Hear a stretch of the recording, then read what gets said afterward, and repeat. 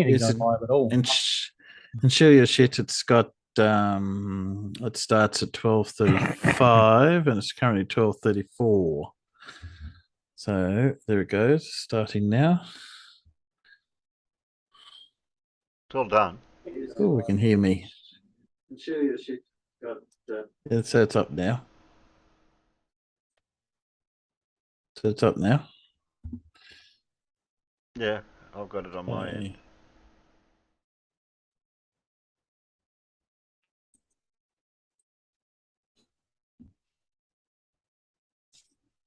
I don't know what's going on here. What's there It's just, here? Yeah, it's hardly worth it. I'll send the link over to those that are on the other chat still. Oh, Timbo's out there. Still open. Yeah. I said I'll start a new stream. Okay, now you've closed the other live chat.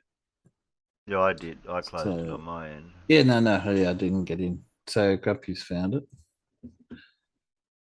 Listen, I'm gonna jump off anyway because Okay, man. Really, really tired right now. Yeah, I'm not going to stream for much longer anyway. Yeah. Alright, thanks, Matt. Anyway. No worries. You have a good one. See you later. It's been good. I'll see you next time. Yeah, it's been fun. Take it easy. Thanks. Righto.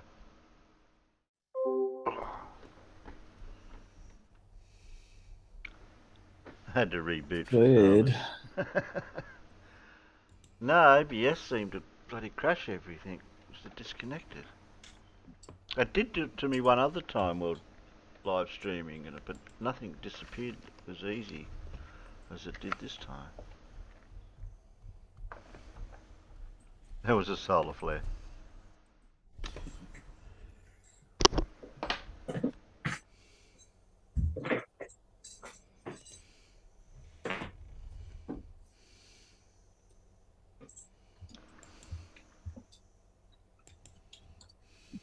Well, I did have Matt's video there.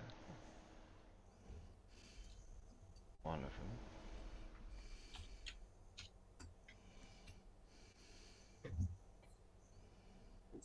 And when you think you've made a huge discovery, Simons.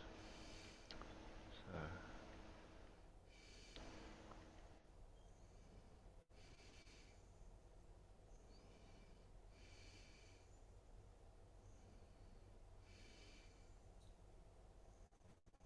Yeah, sorry about that, Peanuts.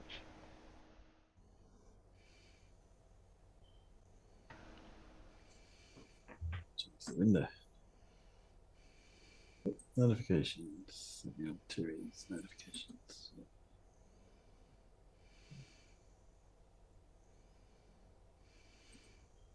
James C. Laugh. What do you mean good morning? It's gonna be good night in a minute.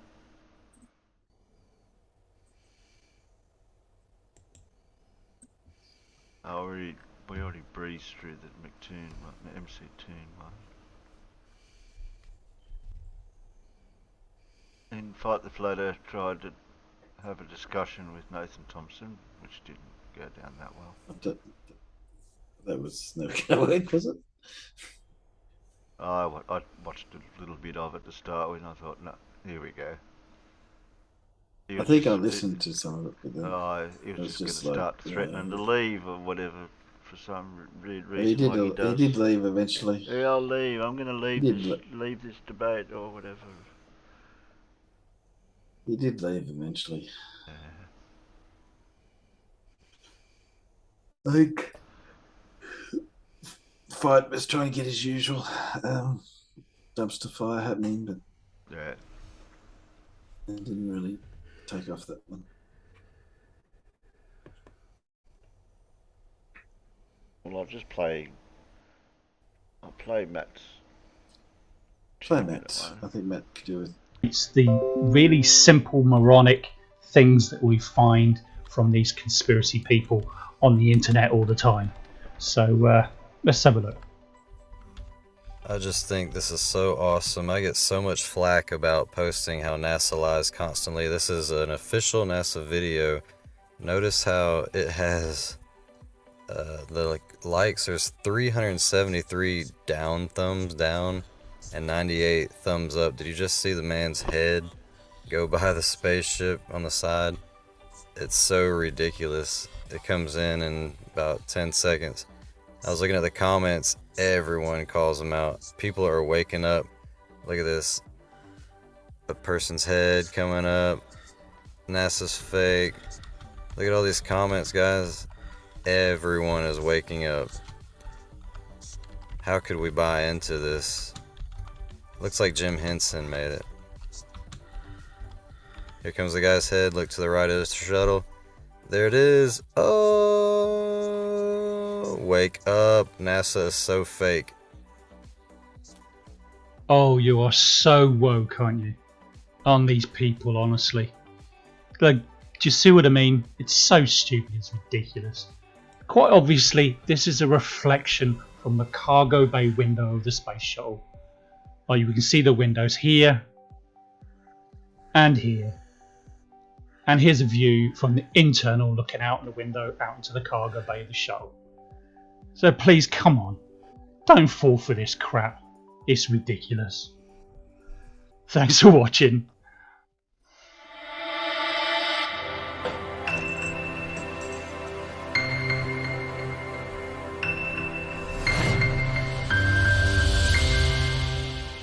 I don't know, Fondle. It must be. Yeah, that's basically what I'm saying. It's, yeah, they actually take it out the window. That same bullshit argument about that same video has been going around for years. Hmm. Well, it has to be because it's still got dislikes on the. When they get rid of dislikes on YouTube. Well, Flurfers will rehash anything if they're getting a bit desperate. Well, I wasn't sure. Was that actually on the YouTube channel or on a Flat Earth channel? No, it looked like he got it from. A Flat Earth. Looked like it was from It's probably Twitter on or something, or TikTok or something. Yeah, no, what I was saying is I wondered if it was the tweet, was the video was retweeted or whatever to the Flat Earthers, so therefore you get a whole lot of Flat Earthers comment on it. Or whether it was actually from the NASA's channel.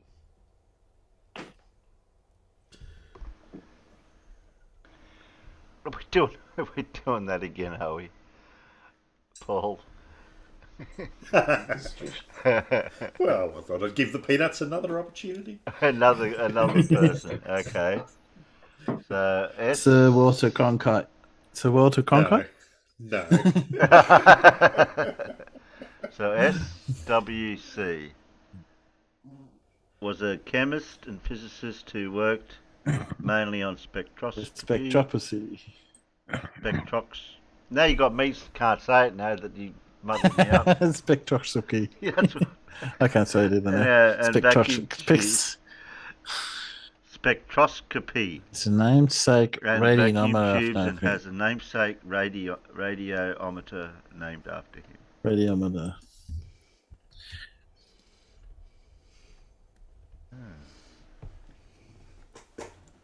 Namesake.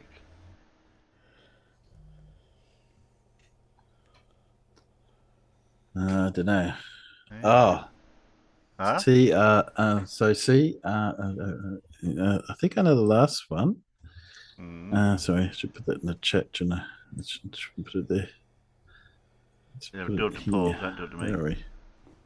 Do it to Paul. Where's Paul? Where's my chat window gone? Oh, there it is. To Paul. Is it? I don't know the rest of his name. You'd think it'd be Sir, but it's. I'm going to make a guess. I'm pretty sure the first one is Sir. It starts with W. And I think it's this guy. Okay. Is that right? Oh, don't spell it that way. That's Sir Williams, that right? I think. I think you got too many I's and A's in there.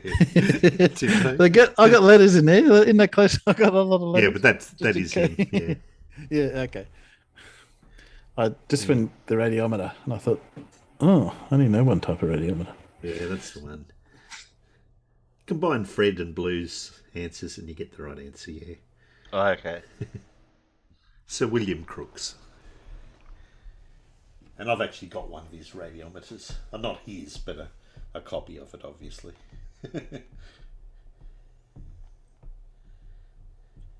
This would be worth a bit.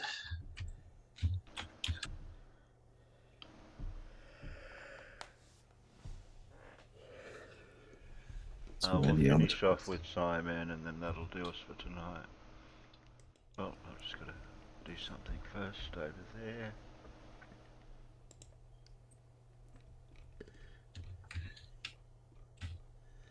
Probably lost half our viewers now that we restarted. Probably.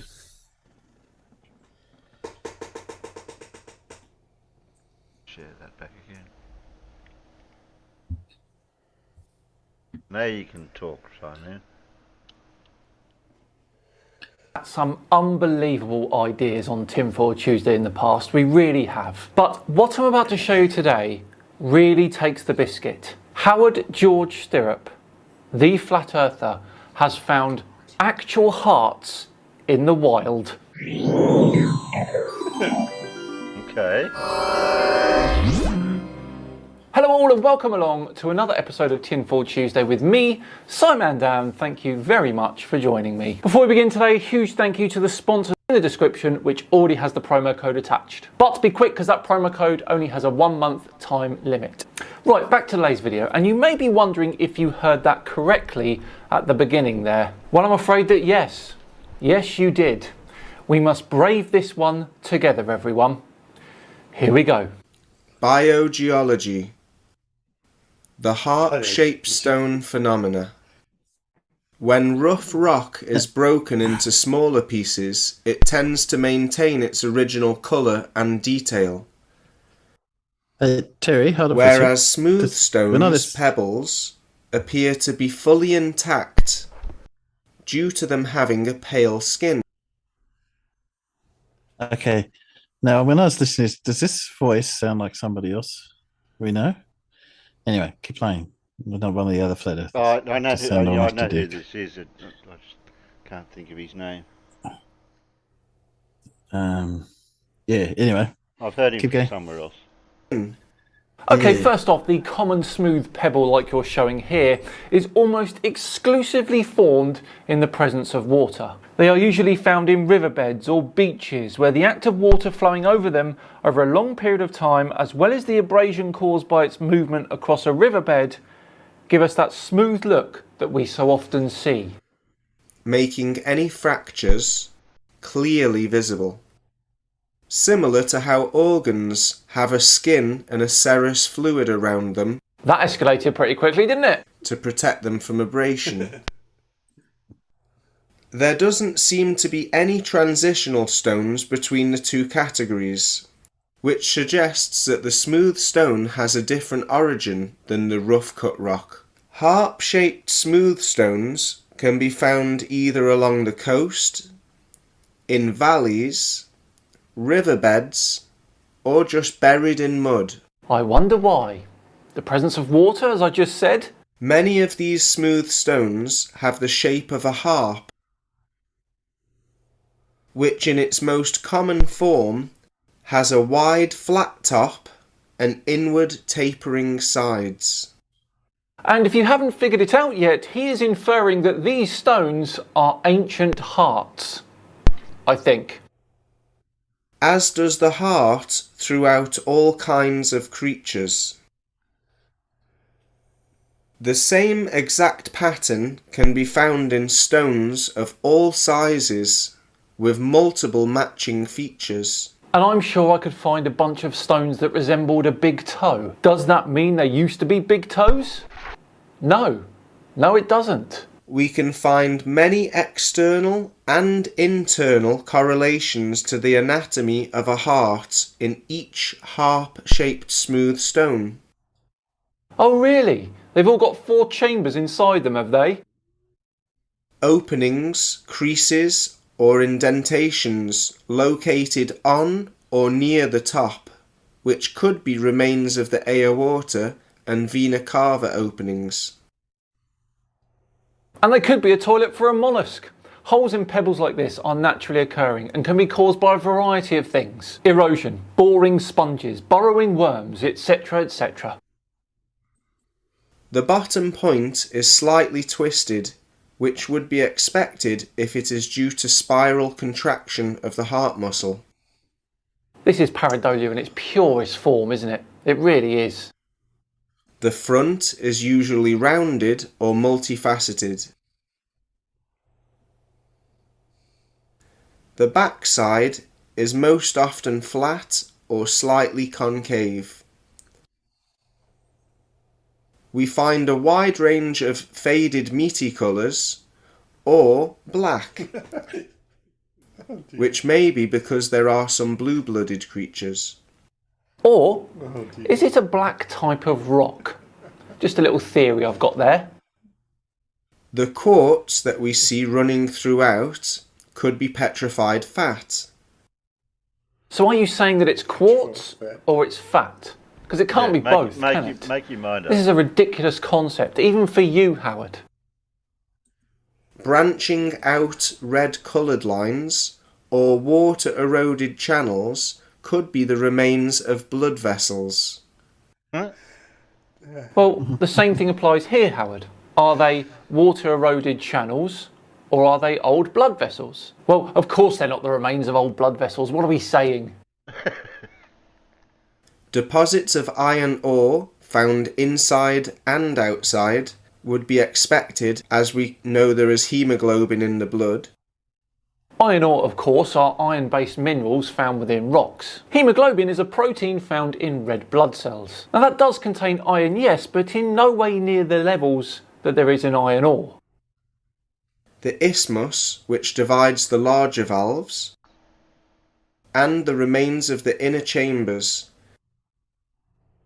where we can see the bumpy internal surface of the chambers, which would represent trabecular carne. So one rock's got a hole in the middle of it, and that's evidence that all of the rocks you're saying here used to be hearts. Dear oh dear. Here is the full list of correlations that we have found so far, which we share to help the open source investigation either verify or refute the biogeology theory. I actually think that there's more chance of the Earth being flat, I know, than this biogeology theory being correct. Now they're obviously both infinitely close to zero, but I think flat Earth is that tiny little bit more likely. Other smooth stones resemble organs like kidneys, livers and spleens, but are hard to distinguish as they have less features. Gallstones and kidney stones may have petrified into opal and agate stones. He means gallstones, everyone, but that is nothing. And I mean nothing compared to what is about to come out of Howard's mouth next. Be prepared. And geodes might be petrified testicles. Let that sentence sink in for a minute. There we go. I don't even know what to say to that. Mike Wilkerson from the YouTube channel Stellium7 theorises that fatty tissue may transmutate into a crystalline material. He has also collected a potential half lobe of a petrified brain, as we can see iron ore exactly where the majority of blood would be located. Oh, our old friend Stellium7. He did this video, anyone remember? But it's really only been for the last year that I've been looking at this mountain with different eyes. An elephant's eye isn't right on the front of its face near the trunk. It's on the side of its face. We'll revisit you one day, matey, that's for sure. People have found a vitrified whale brain full of quartz, which would be expected due to the brain being mostly fatty tissues. If that is a fossilised whale brain, then quartz could indeed have formed in the rock that filled the gap where the brain once was. And there are many examples of wood that is petrified, We have also got historical evidence that flesh can petrify in a very short time, with Girolamo Segato. And we all know of the experiments that can change fats and oils into alcohol and soap with just heat. Just like we can change sand and ceramics into glass. Yeah. There is also a good chance that Robert Plot was correct in his initial conclusions about the fossils he discovered being flesh. And there is also good evidence that the theory of dinosaurs was invented because it is profitable for museums and also a genius way to cover up evidence of giants and dragons. That makes no logical sense. There is evidence for dinosaurs and there is no evidence for dragons. And where are these fossils for the giants that used to exist? Causing us to ignore the mountains of evidence that can be observed worldwide. Oh, you mean evidence that Roger from Mud Fossil University shares? We know that blood travels throughout our bones, which supports the idea that large stones with fractal channels and iron ore deposits could be fragments of Titan bones. More ridiculous theories with no backing of evidence whatsoever. Although some formations may just inspire pareidolia, there are also carvings, artefacts and photograph evidence to support the idea. Photograph evidence? What, a really tall man? Brilliant. Hardly a giant, is it? And when facing so many detailed examples, it becomes hard to deny the probability that these correlations couldn't have been sculpted to size and situation from just wind, water and mechanical erosion. You'll be bloody surprised what wind and water can do over huge periods of time. But the key thing here is, for every rock or pebble or stone that looks like an animal or organ, there are 1,000, no, 10,000 others that don't. This is pareidolia for sure, coupled with a flawed world belief. We can see temples and pyramids that have been or are still being excavated. Thousands of star fortresses that have been covered up with mud and left in ruins. There are around 20 underwater cities and megalithic constructions that we know of. And petrified trees standing upright through multiple layers of strata, which all support the idea of a worldwide flood, as mentioned in the Bible, the Quran, the Epic of Gilgamesh, over 500 myths, and artifacts found in Egypt, etc., that all portray a firmament dividing the waters above from the waters below. And there it is, ladies and gentlemen, Howard's true agenda. I knew it wouldn't take long for that to rear its head. Well, there we go. Another fascinating Tinfoil Tuesday, all wrapped up and done and dusted. Thank you so much for watching. It truly is appreciated today. It really is. If you enjoyed it, please do consider subscribing to the channel. We're past 450,000 now. We're on the road to 500,000. Let's do it. And of course, if you really enjoyed today, hit that like button as well. And if the feeling takes you, why not share it? I've been Simon Dan. Have yourselves a great week. And I'll see you on Friday for Flat Earth Fail Compilation 40. See you then. 40. Oh, those steps. I think it's Dubai. That guy sounds like Dubai. Okay. I think it's not the when you listen to the two of them together, they don't sound alike, but they do have a similar style. Yeah. I can tell the difference. I've heard Dubai enough times. Yeah. They always show those lowering fields and present them as giant steps, just as dishonest as flat earthers. Yeah, that's right. Yeah. And the fact that he showed opal that wasn't opal. He couldn't even pronounce it correctly. I know. Stop sharing there. I thought the interesting one was the no correlation between the jagged rocks and then the flat ones. That he couldn't find anything in between except for the picture where he showed thousands of rocks that were different shapes that were in between. There was in between. There they are. And the other thing telling was he was showing rocks on the coast, and as an Australian I couldn't relate with that because we don't have rocky coasts. Were they near water for any reason? For some strange reason. I wonder if it's a coincidence. They were. Yes, everything was all in near water. Moving water, that is.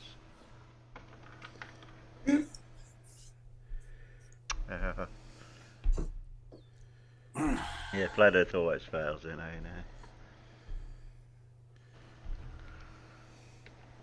Well, that will do us for today, since we had an interruption. Technical fail. Cut short by technical difficulties.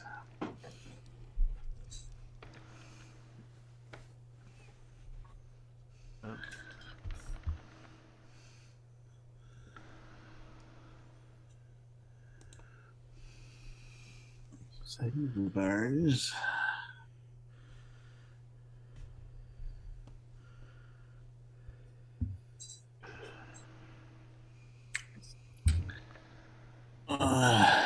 Safety tip for the peanuts. Yeah.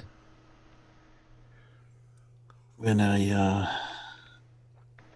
goanna is running towards you, you don't stand still. Yeah, because it'll run up your leg. You run up here thinking you're a tree. Yeah. Exactly.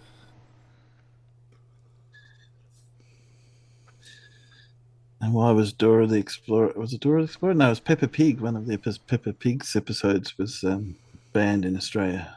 Do you know about that one? I'm not sure of that one. Because it showed how they should be friendly to spiders and that most spiders won't hurt you. Oh. So that one was banned in Australia. Yeah, exactly. Well, common spiders are not very pleasant. Yeah, because most of our spiders over here are a little bit dangerous. Yeah, well, There's particularly really only two. There's a few actually, but they're two common ones: the redback and the funnel web. Yeah. We have a couple of others, but no one ever sees those. Our huntsmen are pretty. We have big spiders apparently too. I mean, to me they weren't big till I was told that they're big, but they're not. Just what you're used to, I suppose.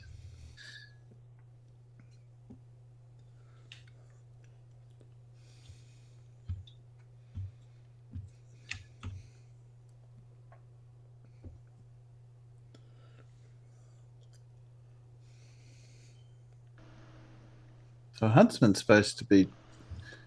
Huntsmen aren't that poisonous, are they? I don't think they're poisonous at all.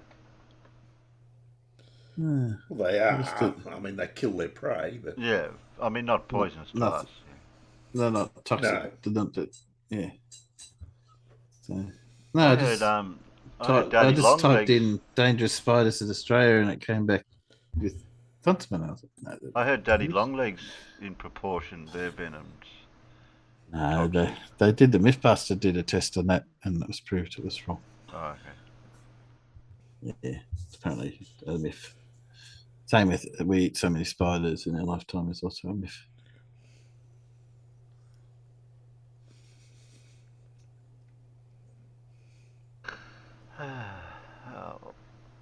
Brown recluse spider. Apparently, people go for I've that. got no idea how long we were. I didn't know this. Did you know there's more than 2 types of funnel webs? 2 types? I thought there was Sydney only funnel one. web. The Sydney funnel web, which is one that we get over here, and there's another one called the Australian funnel web. Yeah. Okay. Both look the same? That's right. Both stubby looking. No, the Sydney ones, the Australian one's a big black thing, and the Sydney funnel web's a big black thing. So.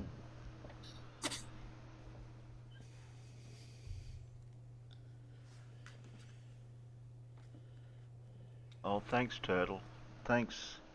Oh, No problem. who was that? Thanks, guys. What was his name? Sir William Crooks. Yeah, Sir. Oh, thanks, William. Blue. So William Crooks Oh, Crooks, sorry. made the radiometer. Well, that's I know as Crooks. I don't know if that was the Crooks radiometer. Yeah. Oh, thanks, Blue. I don't know who we had leftovers out there, but NA, Brian, Fondle. Who else ended up over here? Stewie, Zebulon, Broomfondle, JNC Love. Got a few others, but they're not here. They didn't I make it think over. Judy, yeah, that's as far as I can go back. Crumpy I've gone. Yeah. Fred not, you did. I Judy did. appreciate you finding me back on this restream. After you saw the proctologist. Where? After you went to the proctologist to fix your stream up? Oh, okay. Yeah, I restreamed. Yeah, no, the proctologist fixed your stream up. Oh, okay. Brian. No, the proctologist does.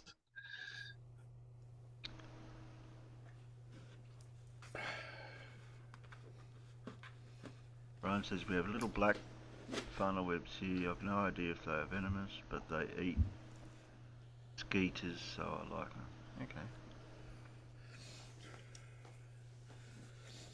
Okay. Okay. Broomfondle used all the colours of the thumbs. Alright then. Good night, panel. Night, Peanuts. We'll see you on Saturday night. All right. No peanuts. See you guys.